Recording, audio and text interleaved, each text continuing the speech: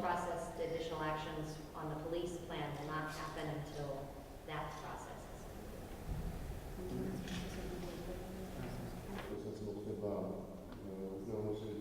მნიშვნელოვანი საკითხები განვიხილეთ დღევანდელ შეხვედრაზე, ესეთი საკითხები როგორც არის სამინისტროს განახლებული სტრატეგია, ასევე სამოქმედო გეგმა სისამართლის მართლმსაჯულების რეფორმის ნაწილში. ტრაფიკინგთან ბრძოლა და ამ მხრივ უნდა ითქვას, რომ დიდი პროგრესი არის.